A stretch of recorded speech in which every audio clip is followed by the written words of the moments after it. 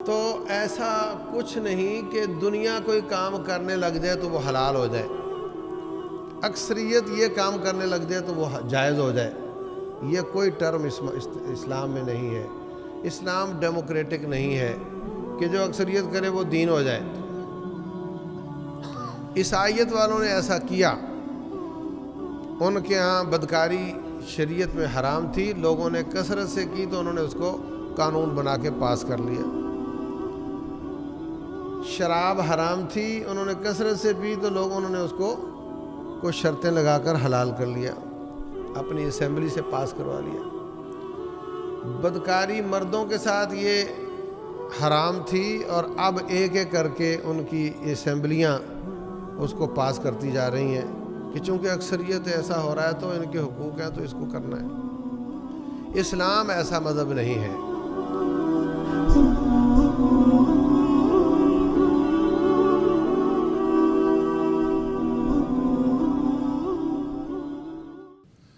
الحمدللہ رب العالمین والصلاة والسلام علی رسولہ الکریم وعلی آلہ وصحبہ اجمعین۔ اشہد ان لا الہ الا اللہ واشہد ان محمدا عبدہ ورسولہ صلی اللہ علیہ وسلم۔ اعوذ باللہ السمیع العلیم من الشیطان الرجیم۔ یقول اللہ عز وجل واللہ یحکم لا معقب لحکمہ وہو سریع الحساب۔ اللہ تبارک و تعالیٰ فیصلے کرتا ہے اور اس کے فیصلے کو کوئی رد نہیں کر سکتا، اس پر کوئی اعتراض نہیں کر سکتا، اور وہ بہت جلد تیزی سے حساب لینے والا ہے۔ اللہ تبارک و تعالیٰ خالق ہے اور ہم سب مخلوق ہیں۔ اللہ تبارک و تعالیٰ مالک ہے اور ہم سب اس کے غلام ہیں۔ غلام بھی خریدے ہوئے نہیں ہیں، بلکہ وہ والے غلام ہیں جن کو اس نے خود بنایا ہے۔ اور غلام کا حکم یہ ہوتا ہے کہ غلام اگر شادی کر لے تو غلام کی اولاد بھی مالک کی غلام ہی ہوتی ہے۔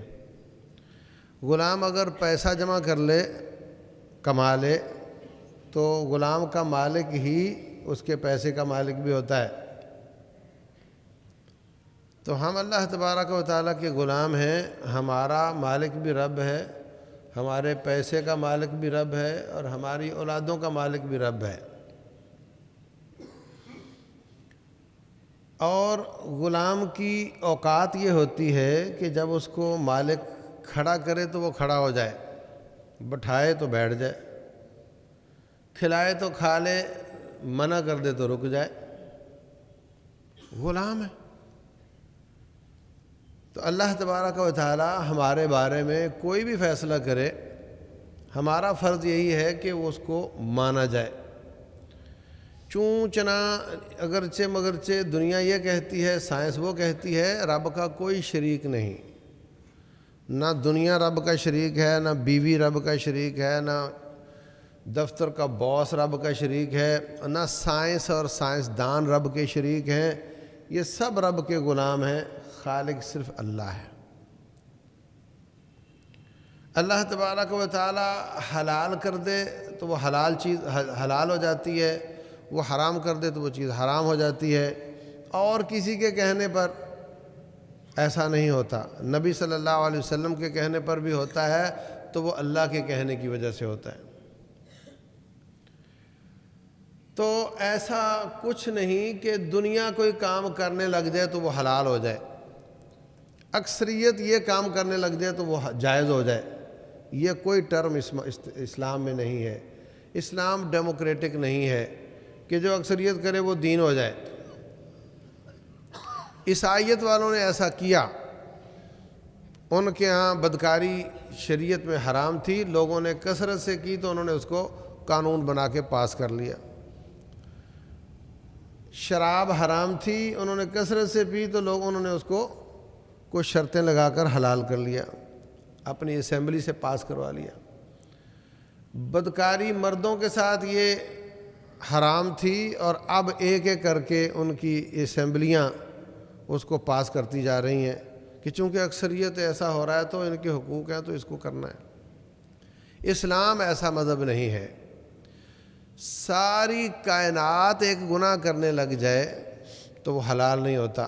اللہ سب کو آگ میں ڈال دے گا، اس کو کوئی پرواہ نہیں ہے. لو ان اولکم وآخرکم وانسکم وجنکم کانوا علی افجر قلب رجل واحد. اگر تمہارے پہلے اور پچھلے جن اور انسان آدم علیہ السلام سے لے کر آخری انسان تک اگر سارے ابلیس جتنے گناہ گار ہو جائیں، باغی ہو جائیں، ما نقص ذلک مما عندی شیئا، اللہ تبارک و تعالیٰ سب کو چولہے میں ڈال دے گا اور اس کی بادشاہی میں کوئی کمی نہیں آئے گی. ایسا نہیں ہوگا کہ وہ چونکہ اکثریت ہے لہذا اب اللہ اپنا قانون بدل لے. عہد نبوت سے لے کر قیامت تک جو نیکی بتائی گئی تھی وہی نیکی ہے، جس کو گناہ قرار دیا گیا تھا وہی گناہ ہے، آخرت تک وہی چلے گا. تو ایک بہت بڑا جرم ہے، ایک بہت بڑا کبیرہ گناہ ہے جو ہمارے معاشرے میں عام ہوتا جا رہا ہے، اور اس پر اب بات کرتے وقت مجھے بھی جھجک محسوس ہو رہی. میری زبان میرا ساتھ نہیں دے رہی. کیوں؟ اکثریت کر رہی ہے تو کیا کروں.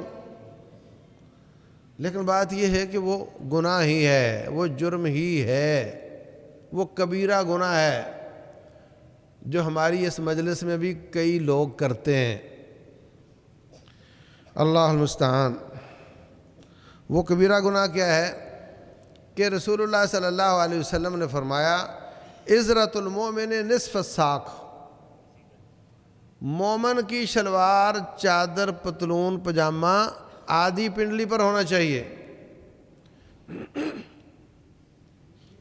اگر آدھی سے اوپر ہوا تو گھٹنا سرحد ہے، اس کے بعد پھر اگلا حصہ ظاہر کرنا جائز نہیں ہے. اور اگر نیچے ہوا تو پھر ٹخنا سرحد ہے، اس سے نیچے جانا جائز نہیں ہے. اگر گھٹنے تک پجامہ ہوا تو رکوع سجدے میں ران ظاہر ہو جائے گی. اگر انسان کھڑا رہے تو ٹھیک ہے، اور اگر رکوع میں سجدے میں گیا تو ران ظاہر ہو جائے گی. اس لیے آدھی پنڈلی کا کہا کہ یہ جو آدھی پنڈلی ہے یہاں تک ہونا چاہیے. اور یہ کبیرہ گناہ کیسے ہے؟ رسول اللہ صلی اللہ علیہ وسلم فرماتے ہیں، صحیح مسلم کی حدیث ہے، 3 قسم کے لوگوں کو اللہ تبارک و تعالی ان قیامت والے دن ان کے ساتھ بات کرنا پسند نہیں کرے گا. نمبر 2، ان کو نظر رحمت سے دیکھے گا نہیں. نمبر 3، ان کو پاک نہیں کرے گا. پاک نہیں کرے گا کا مطلب وہ آگ میں جائیں گے. پاک نہیں کرے گا تو جنت میں تو پلید نہیں جاتے، جنت میں تو پاک جائیں گے. گناہ پلیدی ہے. گناہ کیا ہے؟ پلیدی ہے. صحابہ اکرام سے گناہ ہو جاتا تو کیا بولتے تھے؟ طہرنی یا رسول اللہ، اے اللہ کے رسول مجھے پاک کر دے. تو کوئی شخص سزا پا کر توبہ کر کے پاک ہو جاتا ہے، کوئی شخص کثرت توبہ سے اللہ چاہے تو پاک ہو جاتا ہے. اور یہ جرم ایسا ہے، فرمایا اس کو اللہ تعالیٰ بالکل پاک نہیں کرے گا. نمبر 1، بات نہیں کرے گا. نمبر 2، دیکھے گا تک نہیں، اس کو اگنور کرے گا، اس کو تباہ ہو گیا وہ. نمبر 3، اللہ اس کو پاک نہیں کرے گا. یہ 3 قسم کے لوگ ہیں. ثلاثۃ لا یکلمہم اللہ یوم القیامہ ولا ینظر الیہم ولا یزکیہم. نمبر 1، ابو ذر غفاری کہنے لگے آپ نے 3 دفعہ بات کی. 3 قسم کے بندوں کو نہ اللہ دیکھے گا، نہ پاک کرے گا، نہ اللہ تبارک و تعالیٰ ان سے بات کرے گا. پھر کہا. صحابہ حیران پریشان. ابو ذر غفاری رضی اللہ عنہ کہتے ہیں تباہ و برباد ہو گئے اللہ کے رسول علیہ الصلوۃ والسلام. وہ بندے تو گئے ہیں، کون سے وہ؟ فرمایا نمبر 1، المسبل، جو شخص ٹخنوں سے نیچے اپنی کپڑے کو رکھتا ہے. نمبر 2، المنان، جو نیکی کر کے احسان کرتا ہے. کسی کے ساتھ اچھا سلوک کر دیا، کسی کا تعاون کر دیا اور پھر احسان کرنا شروع کر دیا. اور ہم نے مکان نہیں بنائے، ہم نے تمہیں خیمے نہیں لگا کر دیے، ہم نے تمہیں کھانا نہیں کھلایا. تو احسان جتلانے والا. نمبر 3، جو جھوٹ بول کر اپنا سودا بیچتا ہے. جھوٹی قسم اٹھا کر اپنا سودا بیچتا ہے۔ یہ 3 لوگ ہیں جن کو اللہ تعالیٰ نہ دیکھے گا اور نہ ان سے بات کرے گا اور نہ ان کو پاک کرے گا۔ کبیرہ گناہ ہوا نا۔ اس سلسلے میں بخاری شریف کی حدیث میں ہے، رسول اللہ صلی اللہ علیہ وسلم فرماتے ہیں ما اسفل من الکعبین من الازار ففی النار، جس کا جتنا حصہ ٹخنوں سے نیچے ہوگا کپڑے کا اتنا جہنم میں ہوگا۔ اب آپ بتائیں کہ جو ٹخنوں تک جہنم میں ہوگا اور باقی جسم سکون میں ہوگا۔ اور کبیرہ گناہ کی ڈیفینیشن یہ ہے کہ جس پر یا تو کوئی سزا مقرر ہو یا اس پر اللہ تعالیٰ نے کوئی وعید سنائی ہو، اور اس پر کئی وعیدیں سنائی ہیں، تو جو شخص نیچے رکھتا ہے وہ تو ان وعیدوں کا مستحق ہے۔ اور جو یہ کہتا ہے کہ مولوی صاحب دنیا چاند پہ چلی گئی، ابھی تک آپ شلواروں سے نہیں نکلے، تم نکل جاؤ شلواروں سے، ہم تو نہیں نکلیں گے، وہ نبی صلی اللہ علیہ وسلم کو مذاق کر رہا ہوتا ہے، وہ اپنے ایمان کی فکر کرے۔ واللہ یحکم لا معقب لحکمہ، اللہ فیصلہ کرتا ہے، اس کے فیصلے پر کوئی اعتراض نہیں کر سکتا، اور جو کرتا ہے اس کی زد کہاں جاتی ہے ذرا غور کر لو آپ۔ کیا میرے مصطفیٰ علیہ السلام نے رب سے پوچھے بغیر حکم دیا ہے؟ اللہ المستعان۔ صحابہ کرام پریشان ہو گئے کہ یہ تو بڑی خطرناک بات ہے۔ تو حضرت ابوبکر صدیق رضی اللہ عنہ کہتے ہیں کہ اللہ کے رسول علیہ السلام میں اپنی چادر ہمیشہ اوپر رکھتا ہوں، اور ذرا کھسکے تو میں فوراً اوپر کر لیتا ہوں، لیکن جو وہ تھوڑے لمحے کے لیے نیچے رہ گئی میرے فوراً اوپر کرنے سے پہلے 1 سیکنڈ 10 سیکنڈ، اس کا کیا بنے گا؟ اس کا کیا بنے گا؟ تو رسول اللہ صلی اللہ علیہ وسلم فرماتے ہیں مطلب تیری کیفیت یہ ہے کہ تو اوپر کرتا رہتا ہے، پھر ہو گئی کبھی، تو ان میں سے نہیں ہے، تجھے یہ سزائیں نہیں ملیں گی۔ اب ہمارے لوگ کیا کرتے ہیں، نماز کے لیے آئے تو اوپر کر لی، اور نماز ختم ہوئی تو پھر کسی کرسی پہ پاؤں رکھ کر اس کو پکڑ کے نیچے کرتے ہیں۔ ابوبکر ہمیشہ اوپر کرتے رہتے ہیں اور نیچے ہو جاتی ہے، اور یہ پکڑ کے خود نیچے کرتا ہے اور کہتا ہے میں بھی ابوبکر ہوں۔ یہ اللہ تبارک و تعالیٰ کا حکم نہ ماننا یہ تکبر ہے، اور تکبر اللہ تعالیٰ کی چادر ہے والعیاذ باللہ۔ اللہ کے سوا کسی کو یہ زیب نہیں دیتا۔ ایک روایت میں آتا ہے رسول اللہ صلی اللہ علیہ وسلم نے فرمایا، بخاری شریف میں ہے، لا یکف ثوبہ ولا شعرہ، کہ اپنے کپڑے اکٹھے نہ کرے دوران نماز۔ تو کپڑا اکٹھا کرنا یہ گناہ ہے، مگر اس جیسا نہیں، کبیرہ نہیں، اس جیسا کبیرہ نہیں، بلکہ گناہ یہ بھی ہے۔